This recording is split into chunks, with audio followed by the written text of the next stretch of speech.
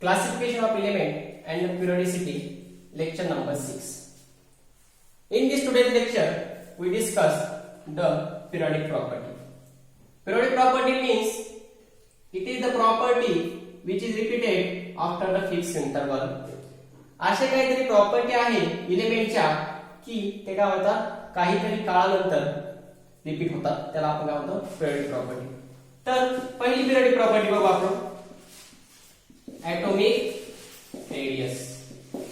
आता atomic radius म्हणजे काय बघा, it is the distance between center of nucleus to the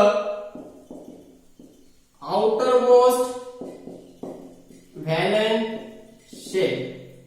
Atomic radius म्हणजे it is the distance between the center of nucleus to the outermost valence shell is called as the atomic radius, and atomic radius is the one of the properties of elements.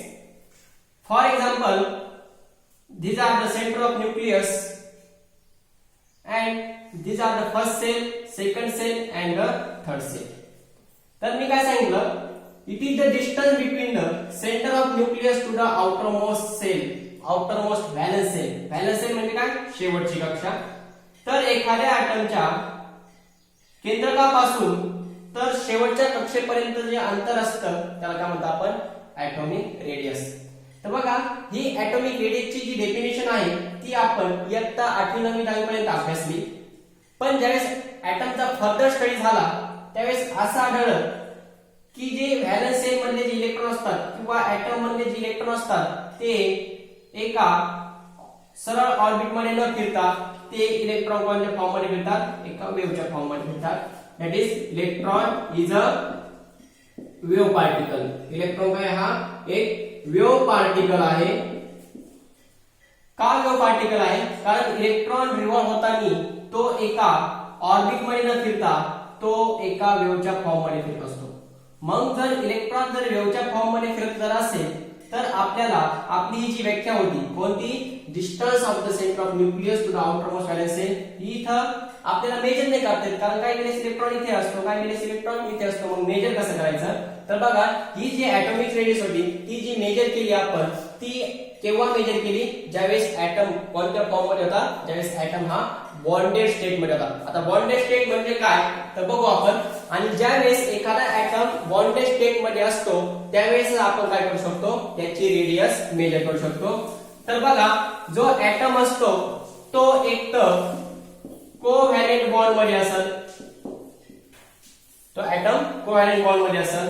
Number 2 ला तो item ionic bond मध्ये असेल, किंवा number 3 metallic bond मध्ये असेल, आणि number 4 ला तो जो ॲटम असतो तो वंडर वॉल बॉन्ड फॉर्म करत असेल.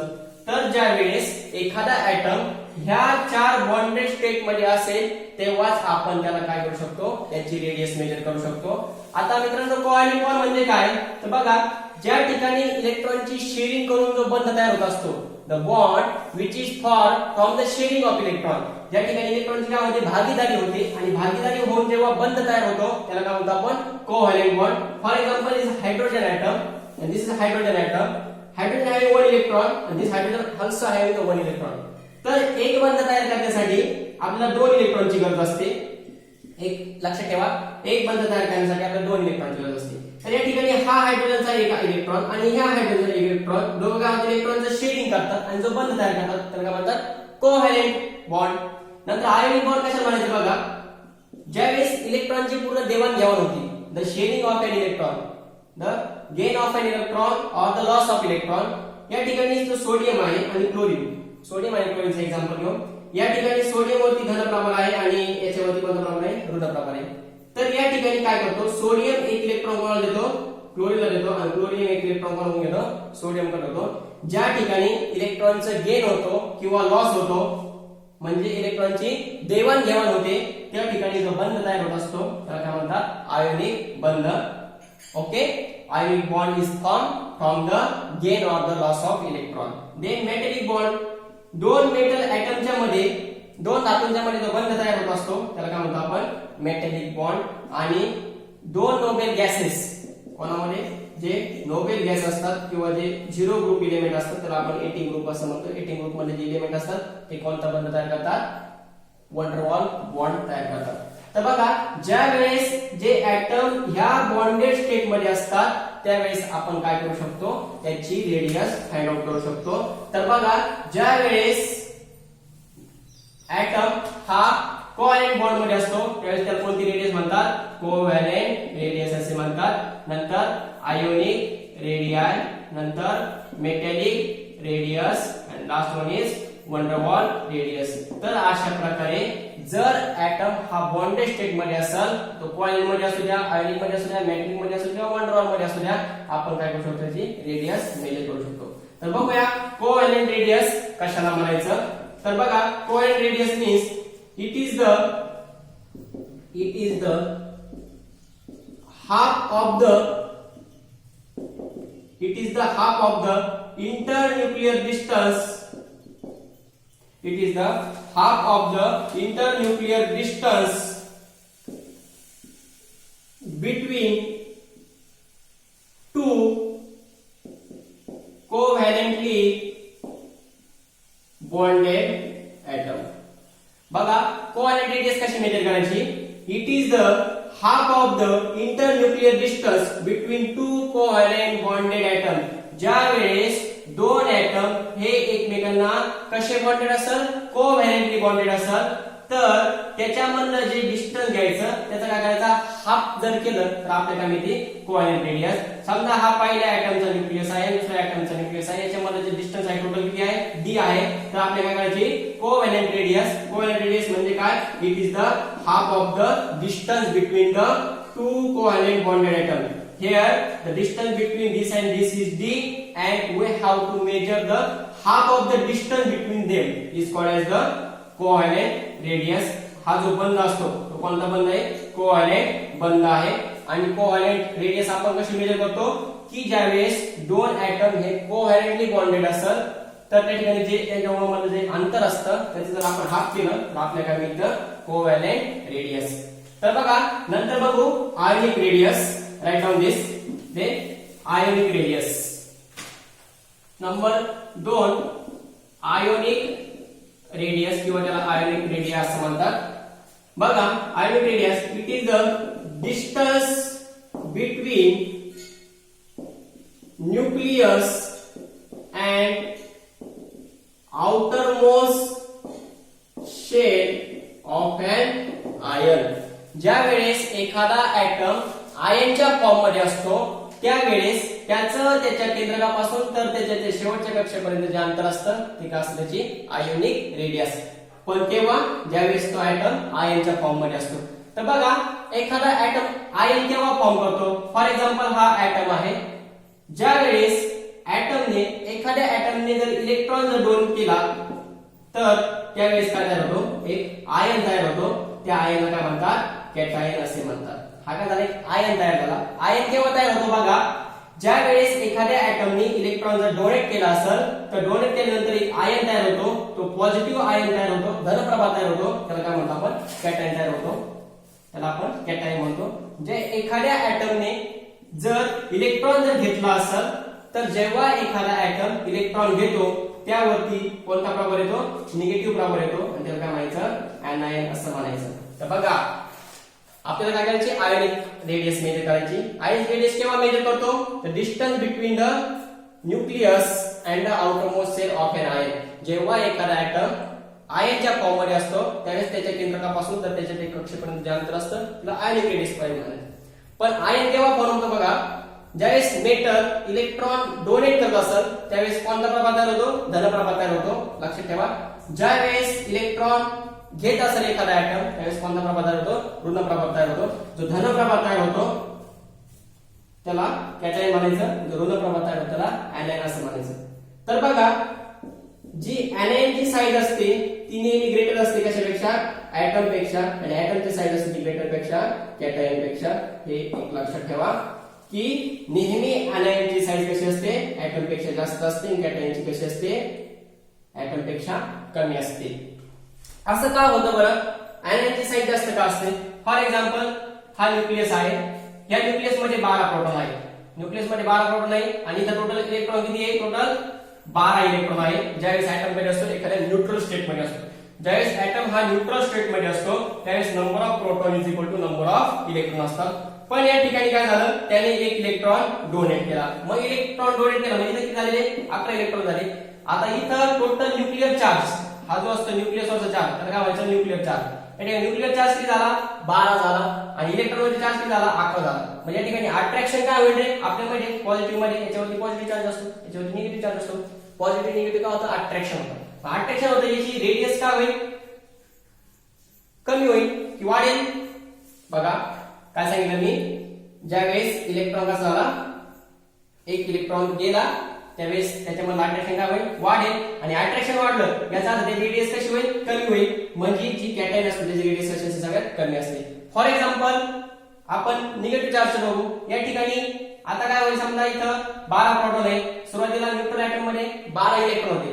बट एखाद्या ऍटमने जर इलेक्ट्रॉन घेतला तर 12 ऐवजी किती इलेक्ट्रॉन झाले, तर 13 इलेक्ट्रॉन झाले. तर या ठिकाणी जो न्यूक्लिअर चार्ज होता तो कसा होईल, कमी होईल. इलेक्ट्रॉन वरती चार्ज कसा होईल, वाढेल. म्हणजे इलेक्ट्रॉन कुठं वरती, त्याला बाहेर ओढतील. मग बाहेर ओढल्यामुळे जी ऍटॉमिकची जी रेडियस आहे ती काय होईल, वाढेल. त्यामुळे एनायनची ऍटॉमिक रेडियस कशी असते, सर्वात जास्त असते आणि कॅटायनची ऍटॉमिक रेडियस सर्वात कमी असते. अशा प्रकारे आपण काय करतो, ज्यावेळेस ऍटम हा आयनच्या फॉर्म मध्ये असतो त्यावेळेस आपण जी रेडियस मेजर करतो तिला म्हणतात आयोनिक रेडियस. नंतर बघा metallic radius, number 3 metallic radius. Metallic radius म्हणजे बघा 1/2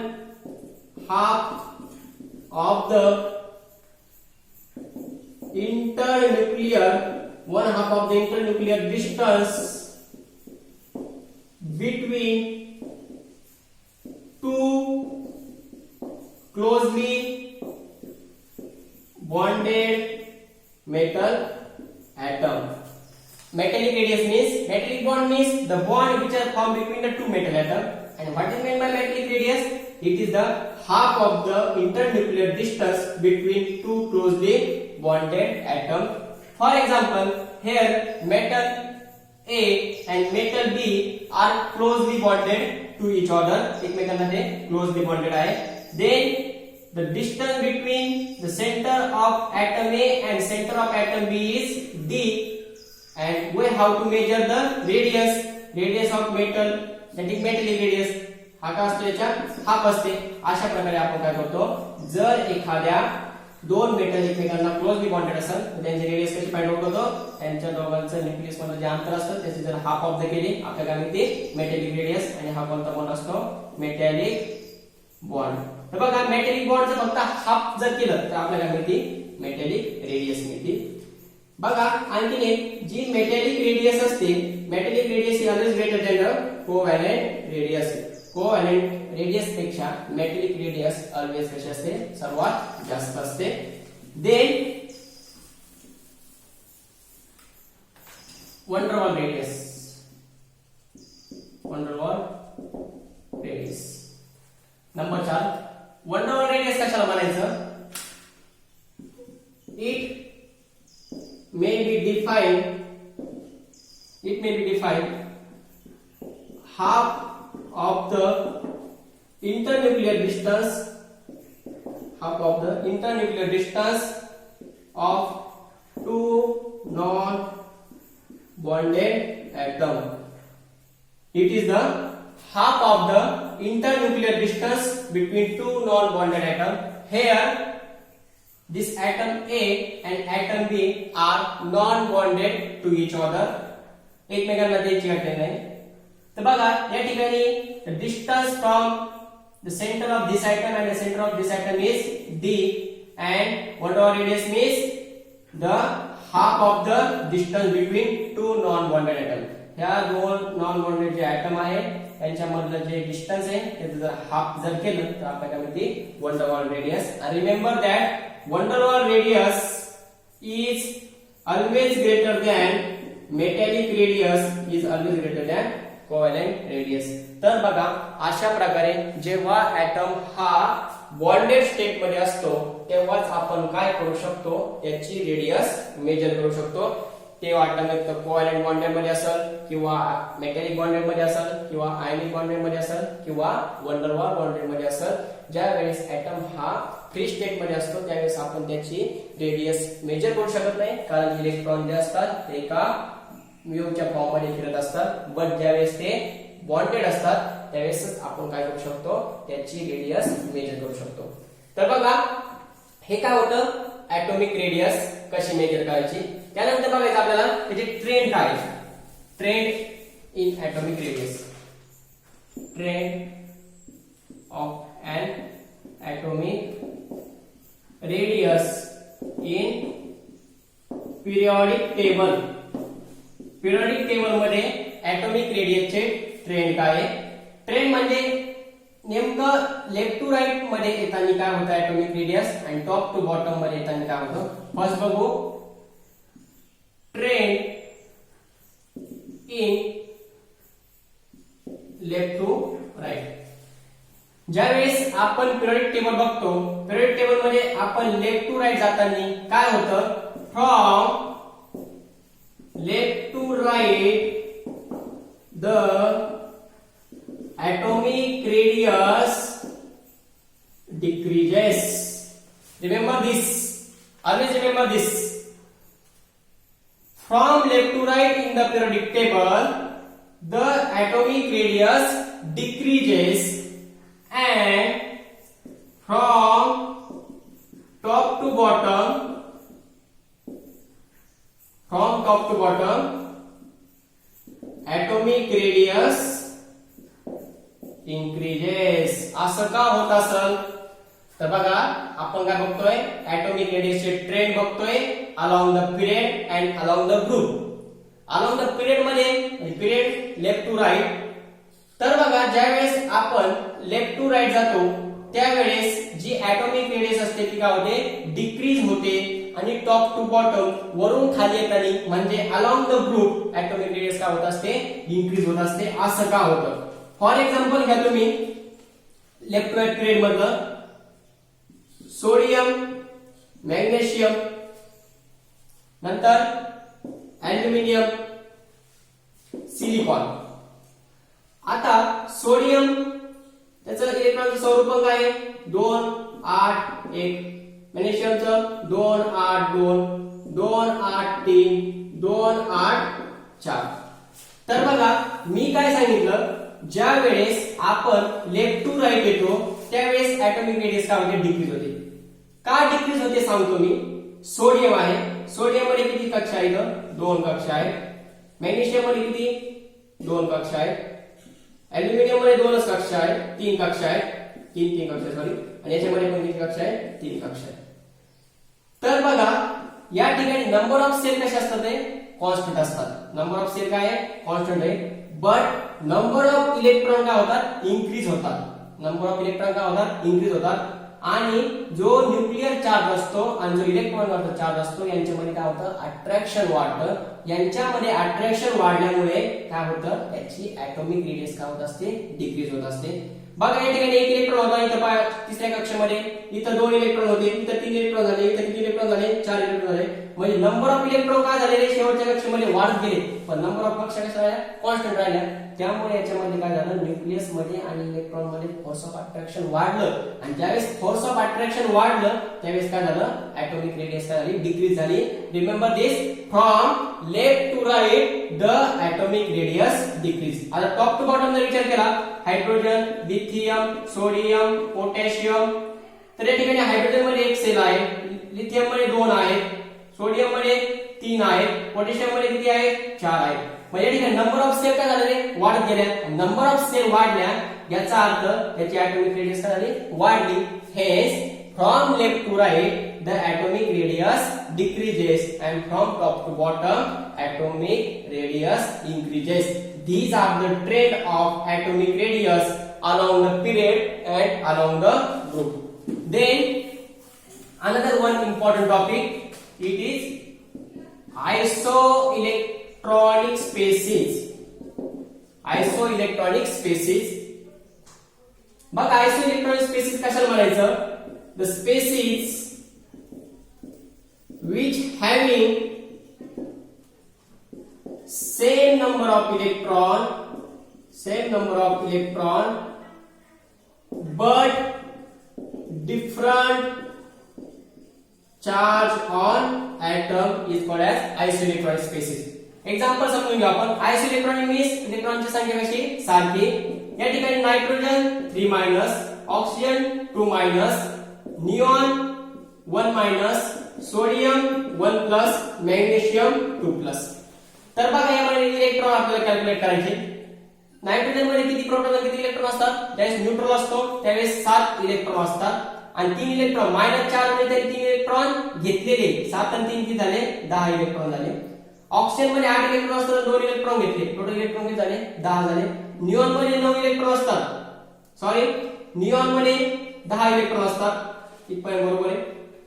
त्यानंतर सोडियम मध्ये 11 इलेक्ट्रॉन असतात आणि 1 इलेक्ट्रॉन त्यांनी देऊन टाकला मग किती झाले 10 झाले. आणि या ठिकाणी मॅग्नेशियम मध्ये टोटल 12 इलेक्ट्रॉन असतात 2 इलेक्ट्रॉन त्यांनी देऊन टाकले टोटल किती झाले 10 इलेक्ट्रॉन. तर बघा या ठिकाणी नंबर ऑफ इलेक्ट्रॉन कसे आहेत सारखे आहेत पण चार्ज कसा आहे प्रत्येकाचा वेगवेगळा आहे. The species which having the same number of electron but different charge is called as the isoelectronic species. Understand सर्वांना समजलंय. तर बघा आज आपण फक्त काय बघितलं trends in periodic table or trends in the properties of the atomic radius. atomic radius कशाला म्हणायचं atomic radius मेजर कशी करायची आणि त्याचे ट्रेंड काय along the period and along the group. तर उद्याच्या लेक्चरला आपण जो नेक्स्ट पिरियडिक प्रॉपर्टी आहे ती म्हणजे आयोनायझेशन एंथॅल्पी ती बघूया. थँक्यू.